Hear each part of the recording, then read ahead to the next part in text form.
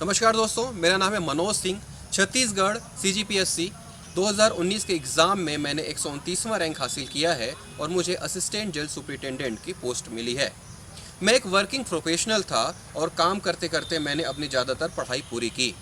मेरी उम्र 37 साल थी जब मैंने अपनी तैयारी को पूरी तरह से अंजाम देना शुरू किया और कोविड की वजह से 1 साल डिले हो गया एग्ज़ाम और अब 39 की एज में मैंने ये सफलता हासिल की है।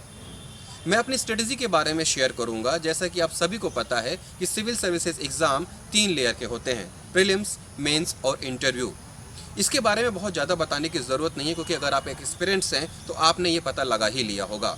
लेकिन एक वर्किंग प्रोफेशनल की स्ट्रेटजी कैसे होती है वो मैं यहाँ आपके साथ शेयर करना चाहूँगा। मैं आपको ये भी बता दूँ कि मेरे 2 छोटे बच्चे हैं और मैं अपने परिवार का मुखिया हूँ, तो इस तरह से मेरे लिए तैयारी करना थोड़ा सा कठिन था। तो मैंने उसके लिए अपना एक रूटीन बनाया। मेरे बच्चे 10 बजे के आसपास सो जाते थे और उनके साथ मैं भी सो जाता था। लेकिन जो मेरे उठने का रूटीन था वो सुबह के 3:30 बजे था। सुबह 3:30 बजे मैं उठ जाता था और आधे घंटे अपने आप को मेडिटेट करके 4 बजे के आसपास में पढ़ाई करने बैठ जाता था। 4 से 7 वो एक स्लॉट है जो पिछले 1.5 से 2 वर्षों में मैंने कभी मिस नहीं किया। क्यों? क्योंकि 7 बजे के बाद बच्चे उठ जाते थे और उसके बाद पढ़ाई कर पाना काफ़ी मुश्किल होता है। प्रीलिम्स के लिए मैंने गवर्नमेंट लाइब्रेरी का सहारा लिया और सुबह 8 बजे लाइब्रेरी जाके मैं रात के 8 बजे लाइब्रेरी से वापस आता था। लेकिन आपको पता है कि मार्च 2020 के बाद परिस्थितियां बदल गई थीं और कोविड की वजह से हर कोई अपने घर में लॉक होने के लिए मजबूर हो गया था। ऐसी स्थिति में वही समस्या मेरे सामने थी कि 2 छोटे बच्चों के साथ आप पढ़ाई कैसे करेंगे। आप उन्हें बांध नहीं सकते, आप उन्हें रोक नहीं सकते। इसलिए मैंने अपनी स्ट्रेटजी में चेंज की है। तो ये एक स्लॉट था सुबह का 4 से 7 जो मैं निश्चित तौर पे अपने आप को देता था और उसके बाद दोपहर में कुछ वक्त निकालकर मैं 1 से 1.5 घंटे पढ़ता था और शाम को फिर 1.5 से 2 घंटे पढ़ता था। तो इस तरह से मैं अगर देखूं तो एक 5 से 6 घंटे की कंसिस्टेंट पढ़ाई ये लगातार मैं करता रहा और इस एक कंसिस्टेंट पढ़ाई से मेरी जो तैयारी है वो लगातार चलती गई। प्रीलिम्स के लिए मैंने टेस्ट सीरीज ज्वाइन किया था जो कि बहुत ही फ़ायदेमंद है। मैं आप सभी से कहना चाहता हूं कि अगर आप पढ़ाई कर रहे हैं तो मॉक टेस्ट ज़रूर दें। मुझे याद है मैंने तकरीबन 40 से 50 के आसपास मॉक टेस्ट दिए थे, टेस्ट सीरीज़ दिए थे और उसकी वजह से जब प्रीलिम्स का एग्ज़ाम आया तो मैंने अपने आप को एक सेफ स्कोर में पाया। प्रीलिम्स के बाद मैंने 7 दिन के आसपास रेस्ट लिया, मैं अपने फ्रेंड्स में अपने परिजनों से मिला और उसके बाद मैं फिर से मेंस की तैयारियों में जुट गया। इस दौरान मेंस का एग्ज़ाम जो कि जुलाई 2020 में होना था कोविड की वजह से टल गया। मेरे सामने अब दिक्कत ये थी कि सारे कोचिंग्स बंद थे, मैं पढ़ाई कैसे करूं और अब किसका सीरीज जो है वो मैं अपनाऊं। इस दौरान मुझे मार्गदर्शन मिला छत्तीसगढ़ के कैडर के IPS सदानंद सर का, जिन्होंने मुझे मोटिवेट किया। वो बिहार PSC में भी टॉपर रह चुके हैं। उन्होंने मुझे अपनी स्ट्रेटजी बताई कि मेंस के लिए जो तुम पढ़ाई कर रहे हो तो क्वेश्चन भी खुद से तैयार करो। आपको पता है कि CGPSC की मेंस की परीक्षा में एक पेपर में टोटल 46 क्वेश्चन आते हैं जिन्हें 3 घंटे में सॉल्व करना रहता है। तो मैंने खुद के 46 क्वेश्चन तैयार किए और 3 घंटे के अंदर उनको अटेम्प्ट करने की कोशिश करनी शुरू की। ये जो शुरुआत थी वो 3 घंटे का पेपर मेरे से 4 से 4.5 घंटे के आसपास सॉल्व होता था।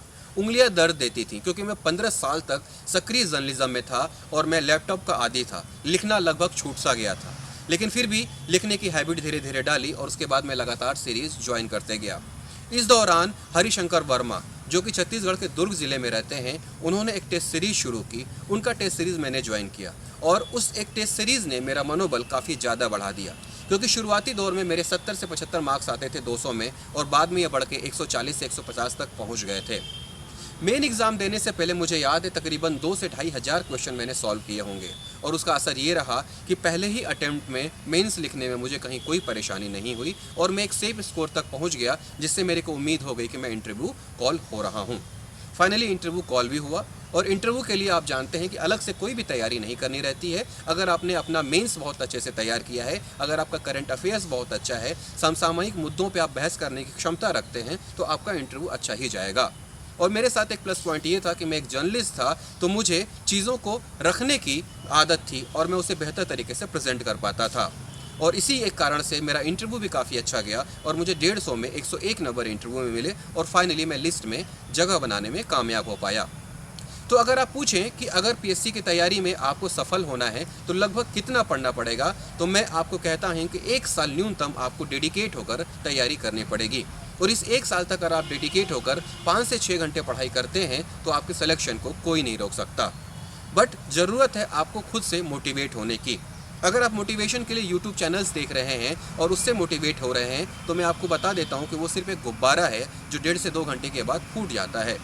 जब तक आप खुद से नहीं पूछेंगे कि आपको एक सिविल एस्पिरेंट्स क्यों बनना है, तब तक आपके अंदर मोटिवेशन नहीं आएगा। और जिस दिन आपके अंदर से ये मोटिवेशन आ गया कि आपको सिविल एस्पिरेंट्स क्यों बनना है, उस दिन आपको एक सिविल एस्पिरेंट से एक अधिकारी बनने से कोई रोक भी नहीं सकता। लेकिन मेरा ये मानना है कि अगर मैं, जो कि एक 4 तरह की भूमिकाएं निभा रहा था, एक तो मैं अपने घर का मुखिया हूँ, दूसरा मैं 2 बच्चों का पिता हूँ, तीसरा मैं एक पति हूँ और चौथा मैं पढ़ाई भी कर रहा था। इन सब के साथ अगर मैं पहले ही प्रयास में 37 साल की उम्र में ये परीक्षा क्रैक कर सकता हूँ, तो फिर आप क्यों नहीं कर सकते। छत्तीसगढ़ सिविल सर्विसेज के एस्पिरेंट्स के लिए मैं कहना चाहूँगा कि सबसे पहले तो वो एनालाइज कर लें कि उनका कंपटीशन किससे है। आपको बता दूं कि छत्तीसगढ़ का जो सिलेबस है उसमें 50% छत्तीसगढ़ रहता है। लिहाजा जो अदर यूपीएससी या फिर यूपीपीएससी के एस्पिरेंट्स हैं वो छत्तीसगढ़ पीसीएस में पार्टिसिपेट ही नहीं करते हैं, क्योंकि उन्हें अलग से छत्तीसगढ़ पढ़ना पड़ता है, जो कि बहुत ही लेंदी है। तो सबसे बड़ा फ़ायदा तो ये है कि आपका जो कंपटीशन है वो आपके अपने ही स्टेट से है। दूसरे स्टेट्स के लोग बहुत ही रेयरली इस एग्जामिनेशन में भाग लेते हैं। तो बाहर के कैंडिडेट्स नहीं आते हैं, तो आपके सेलेक्ट होने के चांसेस तो वैसे ही बढ़ गए। और इसके बाद आप अगर ईमानदारी से अपना प्रयास करते हैं तो फिर आपको सेलेक्ट होने से कोई नहीं रोक सकता। तो एक बार फिर से कंक्लूजन में मैं यही कहना चाहूँगा कि लक्ष्य कोई भी बड़ा नहीं होता है, बड़ी होती है आपकी हिम्मत। और अगर आपने हिम्मत कर ली है तो दुनिया का कोई भी लक्ष्य आपके कदमों के नीचे होगा। फिर से एक बार कहता हूँ, मैं 37 साल की उम्र में अगर ये कर सकता हूँ, तो आप में से ज़्यादातर एस्पिरेंट्स यंग हैं। आपका जो ब्रेन है वो ऊर्जा से भरा हुआ है, उस ऊर्जा का सकारात्मक इस्तेमाल करिए और अपने लक्ष्य को अपने कदमों के नीचे झुकाइए। नमस्कार।